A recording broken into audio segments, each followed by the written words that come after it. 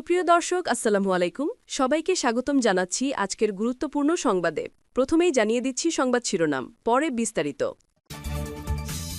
আফ্রিকায় চোখ রাঙাচ্ছে নতুন প্রাণঘাতী ছোঁয়াচে ভাইরাস।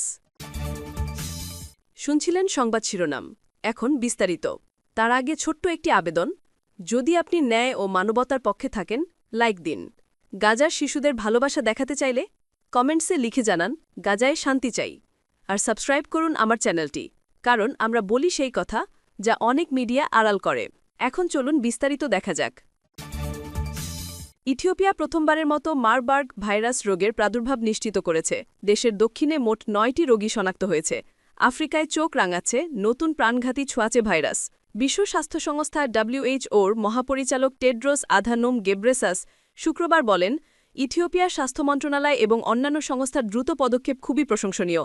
তিনি বলেন, এই দ্রুত পদক্ষেপ দেখায় যে দেশটি খুব গুরুত্বের সঙ্গে কাজ করছে এবং অল্প সময়ের মধ্যে প্রাদুর্ভাব নিয়ন্ত্রণে আনতে চায়। এর একদিন আগে WHO জানায় যে ইথিওপিয়ার স্বাস্থ্য কর্মকর্তারা ভাইরাল হেমোরেজিক জ্বরের সন্দেহে কয়েকটি ঘটনা তদন্ত করছিলেন। পরে নিশ্চিত করা হয় যে এটি মারবার্গ ভাইরাস। এই ভাইরাস ইবোলার পরিবারের ফিলোভিরি নামের গ্রুপের সদস্য। বিশেষজ্ঞরা বলেন যে এটি ইবোলার চেয়েও বেশি গুরুতর। মার্কিন যুক্তরাষ্ট্রের রোগ নিয়ন্ত্রণ সংস্থা CDC জানায় যে মারবার্গ হল একটি দুর্লভ কিন্তু মারাত্মক হেমোরেজিক জ্বর। এটি অনেক সময় প্রাণঘাতী হয়। ভাইরাসটি প্রথম আসে মিশরের ফলখেকো বাদুড় থেকে।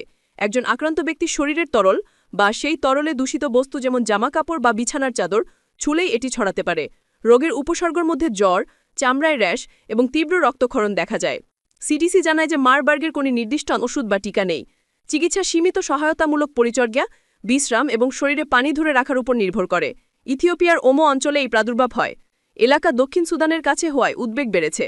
আফ্রিকা CDCর মহাপরিচালক জা কাসেয়া বলেন, দক্ষিণ সুদান খুব দূরে নয় এবং তাদের স্বাস্থ্য ব্যবস্থা দুর্বল, তাই রিস্ক বাড়তে পারে। সাম্প্রতিক সপ্তাহগুলোতে আফ্রিকার আর কোনো দেশে মারবার্গের ঘটনা পাওয়া যায়নি। WHO প্রধান টেড্রোস বলেন, জাতিসংঘ সংস্থা ইথিওপিয়াকে সক্রিয়ভাবে সাহায্য করছে।